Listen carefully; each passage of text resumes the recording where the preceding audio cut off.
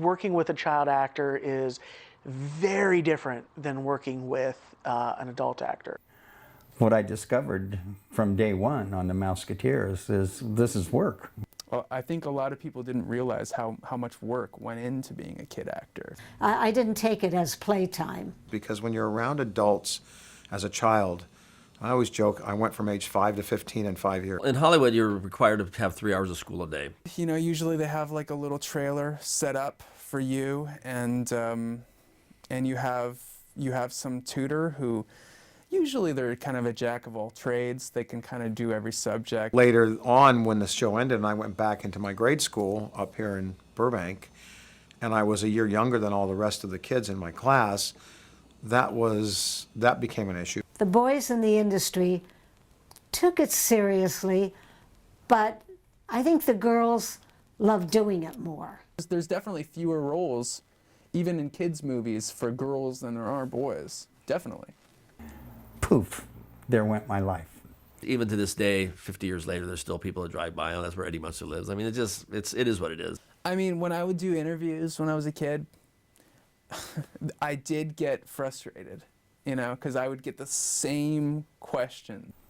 I was not really very good when the fame started to go away, because I don't think you're ever prepared for that. You just go in thinking, oh, well, they're going to hire me because that's what they're going to do, right? I'm Richie. It's like they're going to hire me. It can be very heartbreaking because all of a sudden you're 16, 17, 18, and you're already a has-been. It upsets the dynamic of a family. I think the relationship it probably most affected was the one with my mother, because she was, you know, a stage mother. She would manage both my career and my brother's careers. You know, parents try. And 90% of the time they do a pretty good job. But those other 10%, oh boy. And if their child does not want to do it, then don't force them. You're just going to traumatize them. You know, it's so easy. The parents want to buy a new outfit to go to this premiere. Don't you think it's time you start taking your son's income seriously? Because a lot of these kids, parents never paid the taxes, and then all of a sudden they hit 18 and the IRS comes after them for, you know, hundreds and hundreds of thousands of dollars that they don't have.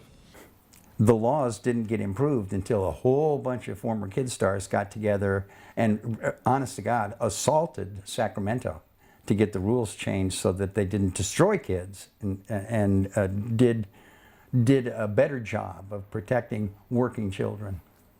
So that's what made the Coogan Law. It went into the bank, and it ended up paying for my education. And Jackie Coogan law is only in California.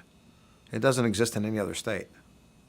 I think more importantly, much more importantly, is making those child labor laws standard throughout the nation. But kid actors who've survived stick together.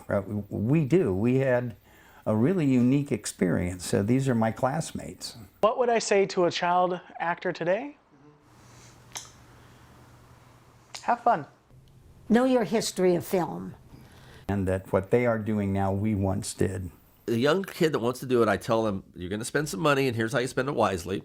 You know, I used it for things that I think bettered me as a person. And if there's a kid actor in trouble, I'm going to show up.